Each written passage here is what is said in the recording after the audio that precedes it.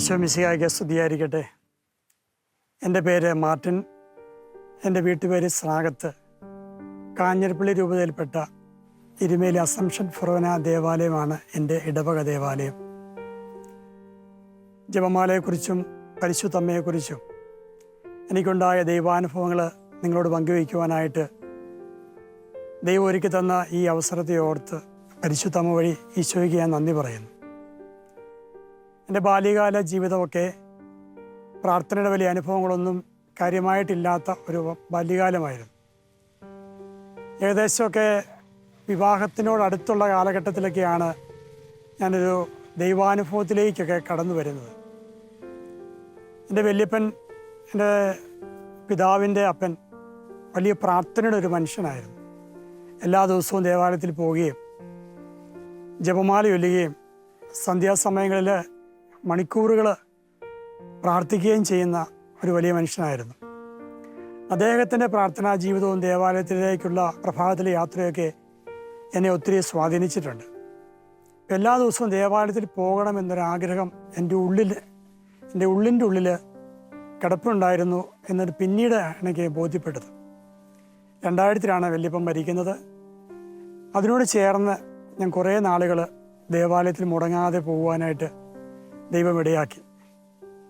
2001, 2002 കാലഘട്ടമൊക്കെ എൻ്റെ ബിസിനസ്സിലും എൻ്റെ സാമ്പത്തിക മേഖലയിലൊക്കെ വലിയ പ്രതിസന്ധി കടന്നു വന്നൊരു കാലഘട്ടമായിരുന്നു. എൻ്റെ തൊഴിൽ ബിസിനസ്സായിരുന്നു. ഞാൻ ഡിഗ്രിക്ക് പഠിക്കുന്ന സമയത്ത് തന്നെ ഒരു പലചരക്ക് കട എരുമേലി ടൗണിൽ ആരംഭിച്ചു. ദൈവകൃപയാൽ നന്നായിട്ട് മുന്നോട്ട് പോയി. 2001 ഒരു ബസ് സർവീസ് വാങ്ങാനായിട്ട് ഇടയായി. അതിനോട് ചേർന്ന് നിരവധിയായ പ്രതിസന്ധികൾ ഞാൻ കടന്നുപോവുകയാണ്. 2002-ലാണ് ഞാൻ വിവാഹം കഴിക്കുന്നത്. ആ വിവാഹത്തിൻ്റെയൊക്കെ ശേഷം പ്രതിസന്ധികൾ കുറച്ചുകൂടെയൊക്കെ രൂക്ഷമായി പോകുന്ന സമയത്ത് എൻ്റെ ഭാര്യ എന്നോട് പറഞ്ഞു, ഈ വിഷയങ്ങളൊക്കെ കൊരട്ടി ആവേമ്പരിയ നിത്യാരാധന ചാപ്പലുള്ള ധ്യാനഗുരുവായ വൈദികൻ്റെ അടുത്ത് പോയി ഒന്ന് ഷെയർ ചെയ്യാനും അദ്ദേഹത്തോട് ഒരു പ്രാർത്ഥനാ സഹായം ആവശ്യപ്പെടുവാനും എൻ്റെ ഭാര്യ എനിക്ക് ഉപദേശം നൽകി. ഞാനതനുസരിച്ച് ആദ്യമായിട്ടാണ് ഒരു വൈദികൻ്റെ അടുത്ത് പോയി എൻ്റെ കാര്യമൊക്കെ ഷെയർ ചെയ്യുന്നത്. അച്ഛൻ വലിയ സ്നേഹത്തോടെ എന്നെ കേൾക്കുകയും എന്നോട് കാര്യങ്ങളൊക്കെ സംസാരിക്കുകയും അതിനുശേഷം എൻ്റെ ശിരസിൽ കരങ്ങൾ വെച്ച് പ്രാർത്ഥിക്കുകയും ചെയ്തു. അച്ഛൻ പറഞ്ഞു, എല്ലാ ഞായറാഴ്ചയും ഈ ആലയത്തിൽ വെച്ച് മുഴുവൻ ജപമാലയും ചൊല്ലി ആഘോഷമായിട്ട് പ്രാർത്ഥിക്കുന്നുണ്ട്. അതിൽ വന്ന് പങ്കെടുക്കണം. അതൊത്തിരി അനുഗ്രഹമായിരിക്കും. പരിശുദ്ധമ്മ വഴി ഈ പ്രശ്നത്തിനൊക്കെ പരിഹാരം ഉണ്ടാകും എന്ന് അച്ഛൻ എന്നോട് പറഞ്ഞു. ഞാനതനുസരിച്ചു. ആ ആഴ്ച മുതൽ എൻ്റെ ഭാര്യയോടും എൻ്റെ വീട്ടുകാരോടും സുഹൃത്തുക്കളോടൊക്കെ ചേർന്ന് അവിടെ പോയി ജപമാല ചൊല്ലി പ്രാർത്ഥിക്കാൻ തുടങ്ങി. ഇതാണ് എൻ്റെ ആത്മീയ ജീവിതത്തിൻ്റെ ആദ്യത്തെ ഒരനുഭവം.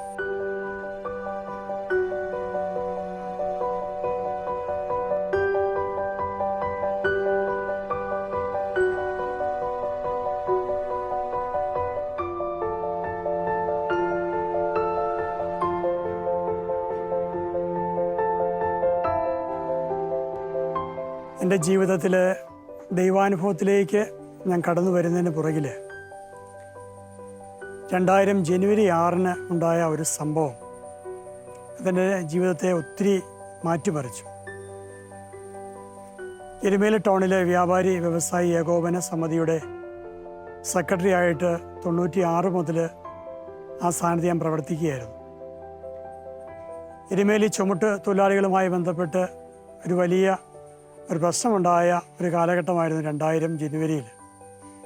ഒരു സമരമൊക്കെ അവർ പ്രഖ്യാപിച്ച് ലോഡൊക്കെ ഇറക്കാതെ ബിസിനസ്സൊക്കെ തടസ്സപ്പെടുന്ന ഈ സമയത്ത് വ്യാപാരികൾ സംഘടിച്ച് ലോഡ് ഇറക്കുകയും അങ്ങനെ ആ സമരമൊക്കെ ഒളിഞ്ഞു പോവുകയും ചെയ്യുന്ന ഒരു അവസ്ഥയിൽ അതിന് നേതൃത്വം കൊടുത്ത വ്യക്തി എന്ന നിലയിൽ അവരെല്ലാവരോടും സംഘം ചേർന്ന് എന്നെ വഴിയിലിട്ട് ആക്രമിച്ച് വളരെ മാരകമായി മുറിവേൽപ്പിച്ച ഒരു സംഭവം ഉണ്ടായിട്ടുണ്ട്. അത് 2000 ജനുവരി 6-നാണ്. അന്നൊരു ഹർത്താൽ ദിവസമായിരുന്നു. എരുമേലിയുടെ പ്രത്യേക സീസൺ സാഹചര്യത്തിൽ എരുമേലിയിൽ മാത്രം കടകളൊക്കെ തുറന്ന് പ്രവർത്തിച്ചിരുന്ന ഒരു ദിവസവും കൂടിയായിരുന്നു. ആ ദിവസത്തിൽ രാത്രിയിൽ വീട്ടിലേക്ക് പോകുമ്പോൾ വാഹനം തടഞ്ഞു നിർത്തി കുറേ ആളുകൾ വലിയ കുറുവടിയൊക്കെ ആയിട്ട് ഇറങ്ങി വന്ന് വണ്ടിയൊക്കെ തല്ലി തകർത്ത് എന്നെ വണ്ടിക്കകത്ത് വെച്ച് മർദ്ദിക്കുകയൊക്കെ ചെയ്തു. വേറെ ഒരു വഴിയില്ല, വിജനമായ പ്രദേശമായിരുന്നു, ആരുമില്ല സ്ഥലത്ത്, വീടുകളൊന്നും അടുത്തില്ല. ഒറ്റ കാര്യമേ ചെയ്യാനുണ്ടായിരുന്നുള്ളൂ, ഞാൻ വലിയ ഒച്ചയിൽ നിലവിളിച്ചു.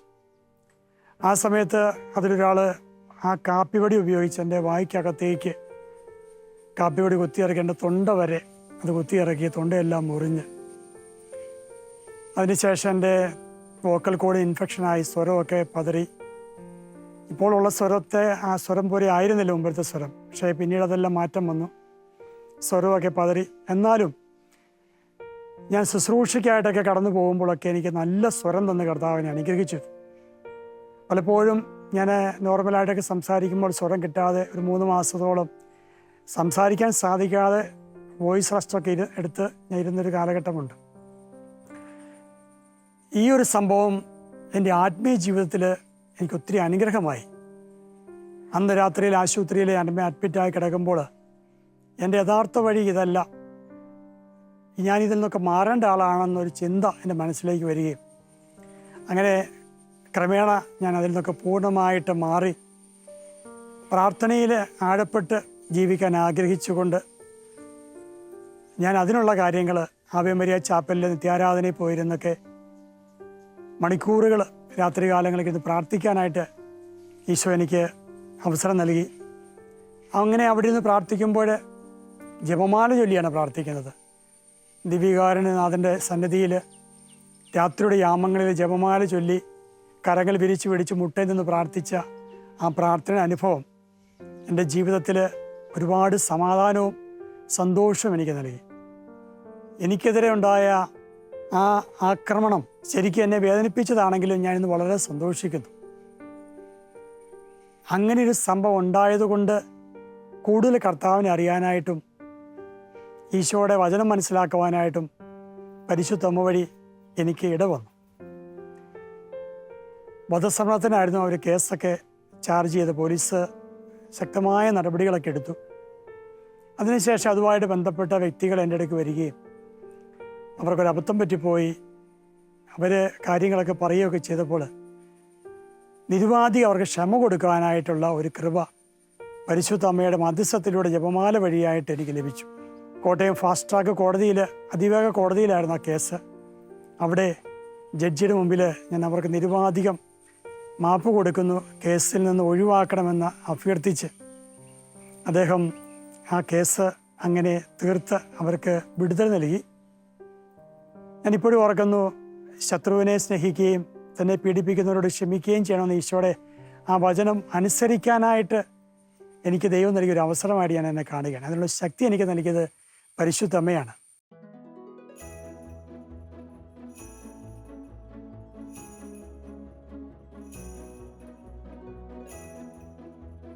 എനിക്ക് ബസ് സർവീസുകൾ 3 ഉണ്ടായിരുന്നു. 2001 ആദ്യത്തെ ഒരു ബസ് വാങ്ങുന്നത്. പിന്നീട് 2003, 2004 കാലഘട്ടങ്ങളിൽ 2 ബസ്സുകൂടെ വാങ്ങി. ആദ്യ കാലഘട്ടങ്ങളിലൊക്കെ ഈ ബസ്സിൻ്റെ ഓരോ കാര്യത്തിനും ഞാനിതിൻ്റെ പുറകെ നടക്കും, പക്ഷെ ഒന്നും നടക്കത്തില്ല. പിന്നീട് ജപമാലയൊക്കെ ചൊല്ലി പ്രാർത്ഥിക്കുകയും മാതാവിന് സമർപ്പിക്കുകയൊക്കെ ചെയ്ത് ആ സമയത്തൊക്കെ ബസ്സുകളുടെ കാര്യത്തിൽ ദൈവികമായ ഇടപെടലുകൾ ഉണ്ടാകാൻ തുടങ്ങി. വലിയ അപകടങ്ങളൊക്കെ പലപ്പോഴും സംഭവിച്ചിട്ടുണ്ട്, പക്ഷേ വലിയ ദുരന്തങ്ങളൊക്കെ നിസ്സാരമായിട്ട് കർത്താവ് എടുത്തു മാറ്റിയ അനേക അനുഭവങ്ങളുണ്ട്. പലപ്പോഴും സമയത്ത് ബസ് ഇറക്കുവാനായിട്ട് ജോലിക്കാരെ കിട്ടാതെ വരുന്ന സമയത്തൊക്കെ, മുമ്പൊക്കെ ആണെങ്കിൽ പലരുടെയും വീടുകളിൽ കൂടെ ഞാൻ ഓടിയൊക്കെ പോകുമായിരുന്നു. അങ്ങനെ ഒരു സാഹചര്യം വന്നാൽ അന്നേരം ജപമാല എടുത്ത് സമർപ്പിച്ച് പ്രാർത്ഥിക്കും. പല കൃത്യസമയത്ത് കർത്താവ് ആളെ ഒരുക്കി തരും. അങ്ങനെ ദൈവം നടത്തുന്ന ഒരു അനുഭവത്തിലേക്ക് വരുവാനായിട്ട് ഈ ബസ് സർവീസുകൾ നിമിത്തമായി. പിന്നീട് ശുശ്രൂഷയിലേക്ക് കൂടുതൽ സമയം ചെലവഴിക്കാൻ തുടങ്ങിയപ്പോൾ കടയും ബസ് സർവീസും ഒക്കെ എനിക്കൊരു ഭാരമായി തീരുന്ന ഒരവസ്ഥ വന്നപ്പോൾ കട ഞാൻ എൻ്റെ സഹോദരന് പൂർണ്ണമായിട്ടും ഏൽപ്പിച്ചു കൊടുത്തു. പിന്നീട് ഈശോയുടെ ജപമാല ചൊല്ലി മാതാവ് വഴി പ്രാർത്ഥിക്കും, ഈ ബസ്സൊക്കെ ഒന്ന് വിറ്റു തരണമേ എന്ന്. ആ ഒരു സമയത്ത് ബസ്സുകളൊക്കെ വിൽക്കാനായിട്ട് വളരെ പ്രതിസന്ധിയുള്ള സമയമായിരുന്നു. അങ്ങനെ ഇരിക്കുമ്പോൾ അത്ഭുതകരമായിട്ട് 2 ബസ്സുകൾ വിൽപ്പന ദൈവകൃപയാൽ നടക്കുകയാണ്. അതിന് മുന്നോടിയായിട്ട് ഈശോടം ഒരു നിയോഗം വെച്ചിരുന്നു. ഒരു 2 ലക്ഷം രൂപയുടെ ബൈബിള് വാങ്ങിയിട്ട് മറ്റുള്ളവർക്ക്, അക്രൈസ്തവർക്ക് ഒരു ബൈബിൾ വാങ്ങാൻ പറ്റില്ലാത്തവർക്ക് കൊടുക്കാം എന്ന ഒരു നിയോഗം വെച്ചിരുന്നു. ആ നിയോഗം വെച്ച് പ്രാർത്ഥിച്ച് പരിശുദ്ധ അമ്മ വഴി ജപമാലയൊക്കെ ചൊല്ലിയപ്പോൾ അത്ഭുതകരമായിട്ട് കർത്താവ് ഇടപെട്ട് 2 ബസ്സുകൾ ഒരാൾ തന്നെ വാങ്ങുകയും നല്ല രീതിയിൽ അത് ക്രമീകരിക്കപ്പെടുകയും ചെയ്തു. അദ്ദേഹത്തിനും അത് നന്മയായി, ബസ് വിറ്റത് നമുക്കും നന്മയായിട്ട് മാറി, 2 കൂട്ടർക്ക് നന്മയായി. അദ്ദേഹം പിന്നീട് വേറെ ബസ്സുകളൊക്കെ വാങ്ങുവാനും നല്ല രീതിയിൽ മുന്നോട്ട് പോകാനും ഇടയായി. അതിനുശേഷം 2015 ബാക്കിയുണ്ടായിരുന്ന ബസ്സും വിൽക്കുവാൻ ദൈവം ഇടയാക്കി. ഞാൻ ആവശ്യപ്പെട്ട വിലയ്ക്ക്, അല്ലെങ്കിൽ ഞാൻ ചോദിച്ച വിലയ്ക്ക് ഒരു വ്യക്തി അത് വന്ന് വാങ്ങുകയായിരുന്നു. എനിക്കിതിന്നൊക്കെ പറയാനായിട്ട് പറ്റുന്നത്, ജപമാല ചൊല്ലി പരിശുദ്ധ അമ്മയുടെ മാധ്യസ്ഥത്തിൽ പ്രാർത്ഥിച്ചപ്പോൾ കർത്താവ് അത്ഭുതകരമായിട്ട് അതിൽ ഇടപെട്ടു എന്നുള്ള ഒരു സാക്ഷ്യമാണ് നിങ്ങളോട് പങ്കുവയ്ക്കാനുള്ളത്. അതോടൊപ്പം തന്നെ പരിശുദ്ധ മറിയത്തിൻ്റെ വിമല ഹൃദയത്തിലേക്ക് പ്രതീക്ഷിച്ച് 33 ദിവസം പ്രാർത്ഥന ചൊല്ലി ഒരു വിമല ഹൃദയ പ്രതിഷ്ഠ നടത്തുവാനായിട്ട് ഇടയായി. അതിനെക്കുറിച്ച് അറിഞ്ഞപ്പോൾ അതിൻ്റെ ബുക്ക് വാങ്ങി 33 ദിവസം, അതായത് ഒരു മാതാവിൻ്റെ തിരുനാൾ ദിവസം ആരംഭിച്ച് ഒരു തിരുനാൾ ദിവസം തീരുന്ന തരത്തിലാണ് വിമല ഹൃദയ പ്രതിഷ്ഠ നമ്മൾ ചെയ്യേണ്ടത്. അങ്ങനെ 33 ദിവസം പ്രാർത്ഥനകളൊക്കെ ചൊല്ലി ഒരുങ്ങി പ്രാർത്ഥിച്ച് എല്ലാ പ്രശ്നങ്ങളും എല്ലാ കാര്യങ്ങളും പരിശുദ്ധ അമ്മയ്ക്ക് സമർപ്പിച്ചു.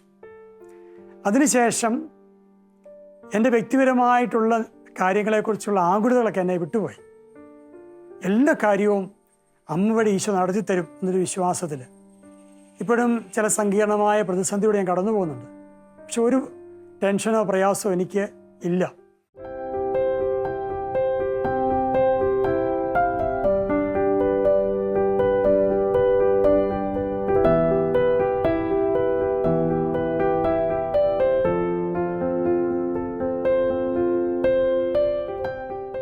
ഞങ്ങളുടെ ഏറ്റവും വലിയൊരു ആഗ്രഹമായിരുന്നു സ്വന്തമായിട്ട് ഒരു ഭവനം വേണമെന്നുള്ളത്. ഒരു ഭവനം പണിയുവാനായിട്ട് ഇപ്പോൾ ഈ ഉള്ള സ്ഥലം എൻ്റെ പിതാവ് വാങ്ങി തന്നു. എന്നിട്ട് മണ്ണൊക്കെ മാറ്റി വീട് പണിയാൻ ആവശ്യമായ തടികളൊക്കെ പറമ്പിൽ വെട്ടിയൊക്കെ ഇട്ടു. പക്ഷെ പണി ആരംഭിക്കാൻ സാധിക്കുന്നില്ല. ഓരോ ദിവസവും ഇങ്ങനെ നീണ്ടു പോവുകയാണ്. അങ്ങനെ ചെയ്യുമ്പോൾ കർത്താവിൻ്റെ ആത്മാവ് ഒരു സന്ദേശം നൽകുകയാണ്. 2009 ഏപ്രിൽ 1 വീട് പണി ആരംഭിക്കും. ഈ സന്ദേശം കിട്ടിയെങ്കിലും ഇതൊക്കെ മറന്നുപോയിരുന്നു. കൃത്യം 2009 ഏപ്രിൽ 1 ഇതിൻ്റെ പണി ആരംഭിക്കാൻ സാധിച്ചത്. അപ്പോൾ ദൈവത്തിന് എല്ലാത്തിനും ഒരു സമയമുണ്ട്, ഒരു പദ്ധതിയുണ്ട്. സഭാപ്രസംഗന പുസ്തകം 3-ാം അധ്യായത്തിൽ ഓരോന്നിനും സമയമുണ്ട്, ഓരോ കാലമുണ്ടെന്നൊക്കെ പറയുമ്പോൾ വീട് പണിയാനൊക്കെ ഒരു കാലമുണ്ട്. അതുപോലെ ഈ വീട് പണി ആരംഭിച്ചു, 1 വർഷം കൊണ്ട് അത് പൂർത്തിയാക്കി. വീട് പണി പൂർത്തിയാക്കാനായിട്ട് എൻ്റെ കയ്യിലുണ്ടായിരുന്നത് ജപമാലയും പ്രാർത്ഥനയും മാത്രമായിരുന്നു. വീടിന് വാനമെടുത്ത സമയത്ത് വാനത്തിനകത്തൊക്കെ നിന്ന് പ്രാർത്ഥിക്കും, സ്തുതിച്ച് പ്രാർത്ഥിക്കും, ജപമാലയിൽ പ്രാർത്ഥിക്കും. പരിശുദ്ധ അമ്മയ്ക്ക് സമർപ്പിച്ചാണ് വീട് പണി ആരംഭിച്ചത്. ആ സമയത്ത് ബസ്സിലൊക്കെ നല്ല കളക്ഷൻ കർത്താവ് തന്നു. 1 വർഷം കൊണ്ട് വീട് പണിയാൻ ആവശ്യമായിട്ടുള്ള മുഴുവൻ സാമ്പത്തിക കാര്യങ്ങളും ബസ് സർവീസിലൂടെയും മറ്റു കുടുംബപരമായ കാര്യത്തിലൂടെയൊക്കെ കർത്താവ് ക്രമീകരിച്ച് നൽകി.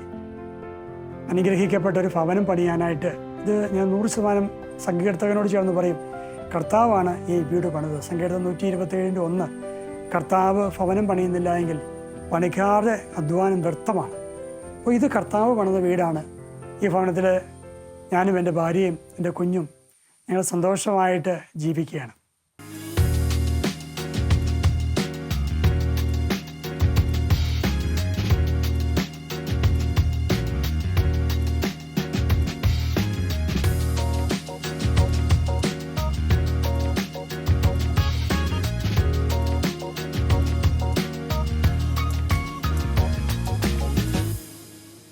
രണ്ടായിരത്തി 2002 എൻ്റെ വിവാഹം.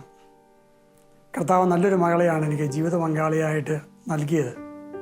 ഞങ്ങളുടെ കുടുംബജീവിതത്തിൽ ഞങ്ങൾക്ക് കുഞ്ഞുങ്ങളില്ലാത്ത ഒരു വേദനയിലൂടെ ഞങ്ങൾ കടന്നുപോയ ഒരു കാലഘട്ടമുണ്ടായിരുന്നു. വിവാഹം കഴിഞ്ഞ് ഒരു വർഷമൊക്കെ കഴിഞ്ഞു, കുഞ്ഞുങ്ങളുണ്ടാകുന്നില്ല. അപ്പോൾ ഹോസ്പിറ്റലിലൊക്കെ പോയി ടെസ്റ്റുകളൊക്കെ നടത്തിയപ്പോൾ വൈഫിന് കാര്യമായ പ്രോബ്ലംസ് ഒന്നും കണ്ടില്ല. എനിക്കെന്നാൽ കുറേയധികം പ്രശ്നങ്ങളുണ്ട് എന്നാണ് ഡോക്ടർ പറഞ്ഞത്. കൗണ്ട് തീരെ കുറവാണ്, ഇൻഫെക്ഷൻ ഉണ്ട്, പിന്നെ കുറേ പ്രശ്നങ്ങൾ. മരുന്ന് കഴിച്ച് നോക്കാം, ഒരു സാധ്യത മാത്രം.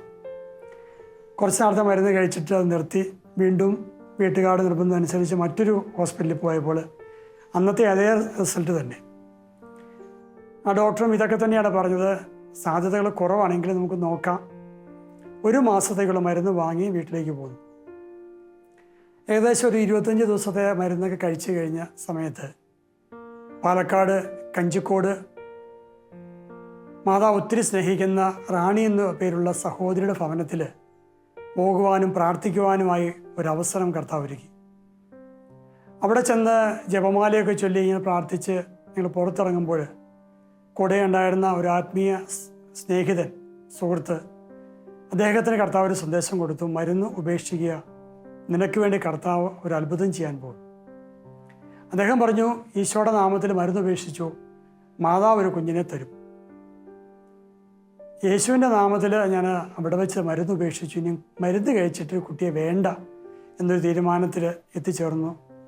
പിന്നെ 30-ാം ദിവസം വീണ്ടും ഹോസ്പിറ്റലിൽ പോയി ടെസ്റ്റുകളൊക്കെ നടത്തിയപ്പോൾ എൻ്റെ രോഗാവസ്ഥ, എൻ്റെ കൗണ്ടിൻ്റെയൊക്കെ അവസ്ഥ പണ്ടത്തേക്കാൾ വളരെ മോശമായി. ഡോക്ടർ പറഞ്ഞു, ഇനിയും ഒരു സർജറി നടത്തി നോക്കാം, വേറൊരു മാർഗവും ഇല്ല എന്ന് പറഞ്ഞു. ഞാൻ പിന്നീട് വരാം എന്ന് പറഞ്ഞ് മടങ്ങിപ്പോരുകയാണ് ചെയ്തത്.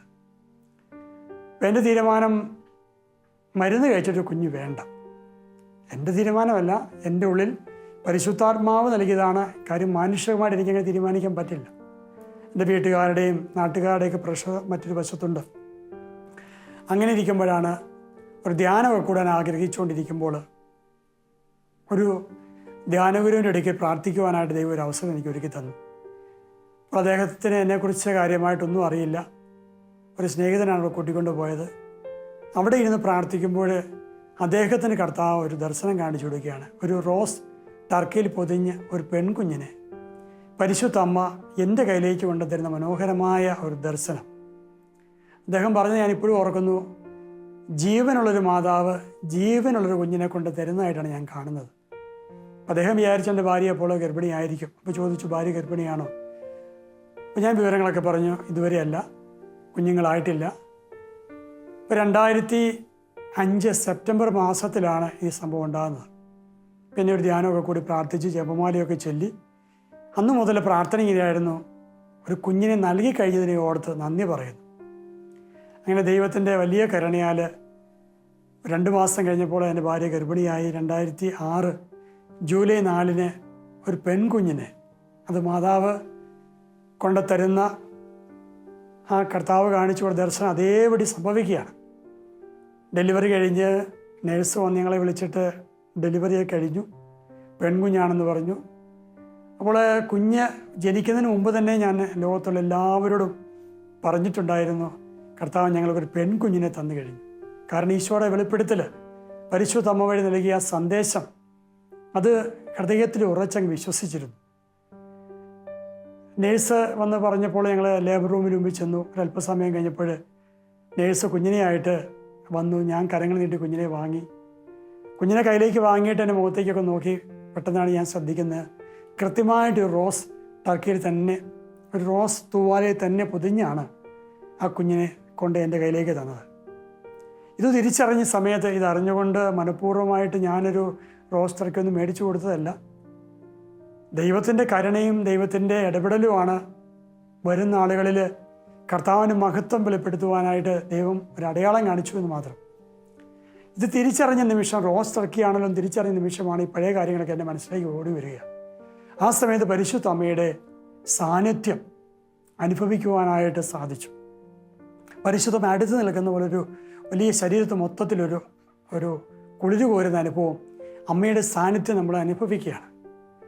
കുഞ്ഞുണ്ടായിട്ട് ആദ്യത്തെ കുറച്ച് ദിവസങ്ങളൊക്കെ കുറച്ച് പ്രോബ്ലംസ് കുഞ്ഞിനുണ്ടായി.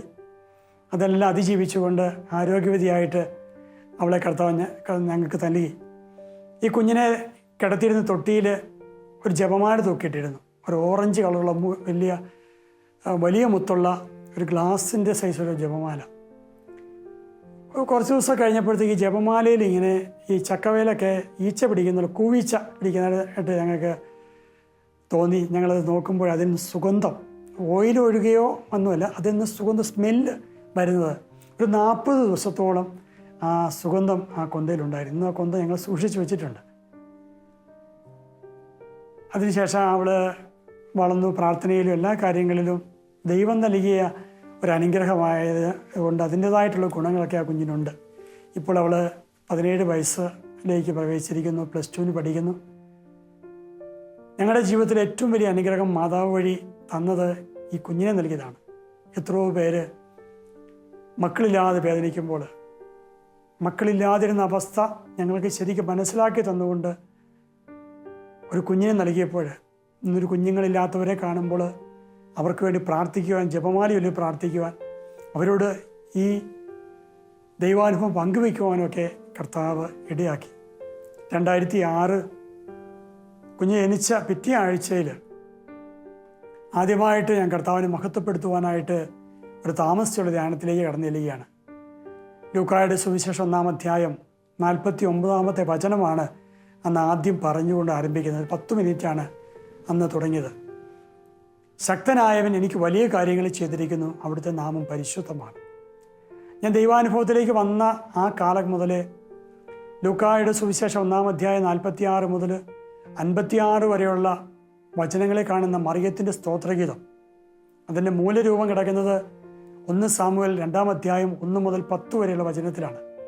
സാമുവേൽ പ്രവാചകൻ ജനിച്ചപ്പോൾ ഹന്ന ദൈവത്തെ സ്തുതിച്ച ആ സ്തുതിഗീതമാണ് പരിശുദ്ധ മറിയം ഈശോയെ ഗർഭം ധരിച്ചപ്പോൾ ഏറ്റുപാടുന്നത്. ഈ സ്തോത്രഗീതം ഞാൻ എന്നും ചൊല്ലി പ്രാർത്ഥിക്കും. ഇപ്പോഴും രാവിലെയും വൈകുന്നേരവും അത് ചൊല്ലി പ്രാർത്ഥിക്കാറുണ്ട്.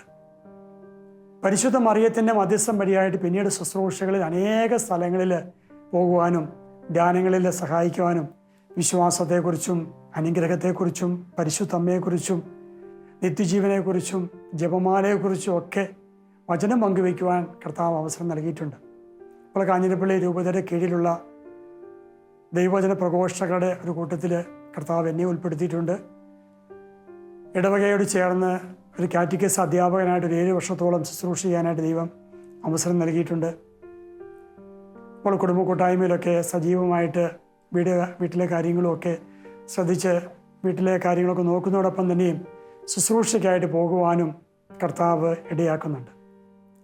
ഓരോ ശുശ്രൂഷയ്ക്ക് വേണ്ടിയും പ്രാർത്ഥിച്ചൊരുങ്ങുമ്പോൾ ഞാൻ ആദ്യം ചെയ്യുന്നത് ഒരു 4 കൊന്ത സന്തോഷത്തിൻ്റെയും പ്രകാശത്തിൻ്റെയും ദുഃഖത്തിൻ്റെയും മഹിമയുടെയും രഹസ്യങ്ങൾ ചൊല്ലി പ്രാർത്ഥിച്ച് കഴിയുമ്പോൾ അന്നത്തെ ശുശ്രൂഷയിൽ പറയേണ്ട വചനങ്ങളൊക്കെ കർത്താവ് ഓർപ്പിച്ച് തരും. അങ്ങനെ പറഞ്ഞു തരുന്ന വചനങ്ങൾ വെച്ചാണ് ശുശ്രൂഷ പലപ്പോഴും ചെയ്യാറുള്ളത്. ഉറപ്പായിട്ടും വചനത്തെ ഹൃദയത്തിലും മനസ്സിലും ശരീരത്തിലും ഒക്കെ മാംസം ധരിച്ച പരിശുദ്ധ മറിയത്തിൻ്റെ വലിയ സഹായം കൊണ്ടൊന്നു മാത്രമാണ് അങ്ങനെ സാധിക്കുന്നത്.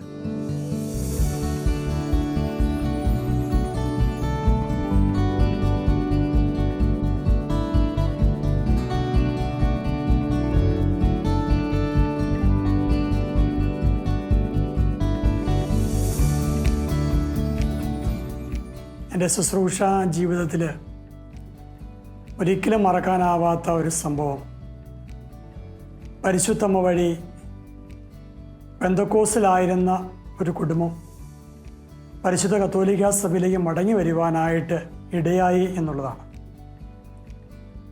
15 വർഷത്തോളമായി കത്തോലിക്ക സഭയിൽ നിന്ന് മാറി പെന്തക്കോസ്ത് വിശ്വാസത്തിലായിരുന്ന ഒരു കുടുംബം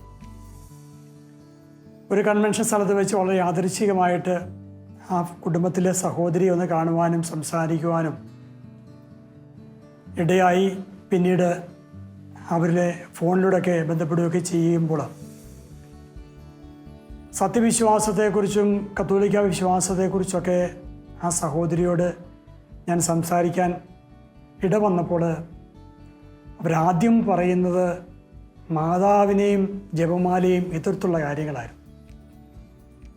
പലപ്പോഴും അവർക്ക് ഉത്തരം പറയാനോ അവരോട് പറഞ്ഞു നിൽക്കാനോ സാധിക്കാതെ ഉള്ള ഒരവസ്ഥയിലൂടെ കടന്നു പോയിട്ടുണ്ട്.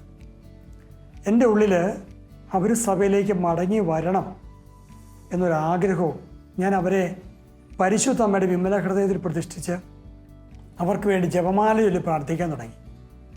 പിന്നീടൊക്കെ സംസാരിക്കുമ്പോൾ അവർ ഭർത്താവിനോടും ഭാര്യയോടൊക്കെ സംസാരിക്കാൻ അവർ ഒന്ന് അയഞ്ഞ് വരുന്നതായിട്ടൊക്കെ മനസ്സിലാക്കാൻ സാധിച്ചു. കുറേ നാളുകൾ കൊണ്ട് പരിശുദ്ധമ്മ വഴി ആ കുടുംബം പെന്തക്കോസ്ത് വിശ്വാസം വിട്ട് കത്തോലിക്ക സഭയിലേക്ക് മടങ്ങി വന്ന വലിയൊരു അത്ഭുതം കാണുവാനായിട്ട് എനിക്ക് സാധിച്ചിട്ടുണ്ട്. ഞാൻ ഉറപ്പായിട്ടും വിശ്വസിക്കുന്നു അത് പരിശുദ്ധ അമ്മയുടെ പ്രവൃത്തിയാണ്. അവർ പെന്തക്കോസ്ത് വിശ്വാസത്തിൽ നിന്ന് ശുശ്രൂഷയിൽ ആയിരുന്നവരോടെയാണ്. പിന്നീട് അവർക്ക് ജപമാലയെക്കുറിച്ചൊക്കെ പറഞ്ഞ് അവർ ജപമാലയൊക്കെ സ്വീകരിച്ചു, മാതാവിനെ സ്വീകരിച്ചു. ആ കുഞ്ഞുങ്ങൾക്കൊന്നും മാമോദിസ കൊടുത്തിട്ടില്ലായിരുന്നു. അവർ സഭയിലേക്ക് മടങ്ങി വന്ന് മാമോദിസ കൊടുത്തു, വിശുദ്ധ കുർബാന സ്വീകരിച്ച്.